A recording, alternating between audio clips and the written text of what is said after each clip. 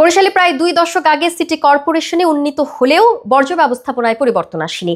প্রতিদিন প্রায় 200 metric ton ময়লা জমা হয়, যা বসতবাড়ির সামনে ভাগাড় সৃষ্টি করে দূষণ এবং দুর্গন্ধে স্থানীয়দের স্বাস্থ্য ঝুঁকিতে পড়েছে চরম হুমকিতে।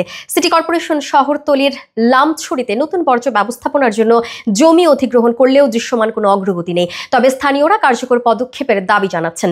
বিস্তারিত দেখুন বরিশাল প্রতিনিধি শাকিল মাহমুদের পাঠানো প্রতিবেদনে। বরিশাল নগরী প্রায় 2 দশক আগে প্রথম শ্রেণীর পৌরসভা থেকে সিটি কর্পোরেশনে উন্নীত হলেও এখনও বর্জ্য ব্যবস্থাপনায় কাঙ্ক্ষিত পরিবর্তন আসেনি। প্রতিদিন নগরীতে প্রায় 200 মেট্রিক টন ময়লা জমে এবং সিটি কর্পোরেশনের প্রায় 750 পরিচ্ছন্নতা কর্মী এই ময়লা অপসারণে নিয়োজিত। বর্জ্য পরিবহনের জন্য 18টি ট্রাক ও 160টি বক্স ভ্যান ব্যবহার করা হলেও পরিস্থিতি এখনও নিয়ন্ত্রণের বাইরে। স্থানীয় বাসিন্দারা জানান, দীর্ঘদিনের অব্যবস্থাপনার কারণে বর্জ্য জমাট বেঁধে পরিবেশ ও জনস্বাস্থ্যের জন্য মারাত্মক হুমকি সৃষ্টি করেছে। পাশাপাশি বাড়ির সামনে ময়লার ভাগাড় থাকায় প্রাপ্তবয়স্ক ছেলে মেয়েদের বিয়ে নিয়েও হচ্ছে জটিলতা।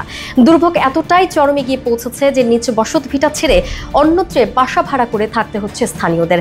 ময়লার ভাগাড়ের কারণে আশেপাশের এলাকায় দুর্গন্ধ ছড়িয়ে পড়ছে, যা নানা রোগ ব্যাধি সহ মানসিক চাপ বাড়াচ্ছে। পোলার মাইয়ার হয় না, আইয়াই ময়লার গন্ধ পাইয়া সরিয়ে যায়। বহুত মানুষ আছে বাসা ভাড়া লই হেয়ের পরে মাইয়ে ফেলা বিয়ে কারণ লাগে, বিয়ে দেওয়া লাগে। ভাই আমাদের এলাকায় অসম্ভব পরিমাণ গন্ধ ভাই, এখন থাকার মতো কিছু নাই। অন্যদিকে বরিশাল সিটি কর্পোরেশন জানিয়েছে, শহরতলির লামছড়ি এলাকায় বর্জ্য ব্যবস্থাপনার জন্য কয়েক একর জমি অধিগ্রহণ করা হয়েছে এবং দ্রুত সেখানে নতুন ব্যবস্থাপনা শুরু করা হবে। তারা বলেন, শহরে পরিচ্ছন্নতা বজায় রাখতে পরিচ্ছন্নতা কর্মীরা পরিশ্রম করছেন এবং উন্নত প্রযুক্তি ব্যবহার করে পরিস্থিতি নিয়ন্ত্রণে আনার চেষ্টা চলছে।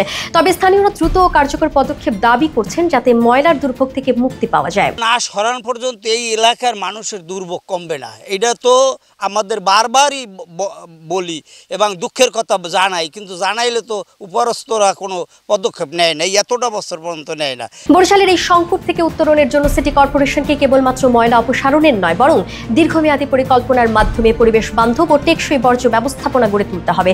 কারণ সুস্থ ও পরিচ্ছন্ন পরিবেশ ছাড়া নাগরিকদের জীবনযাত্রার মান উন্নয়ন সম্ভব নয়।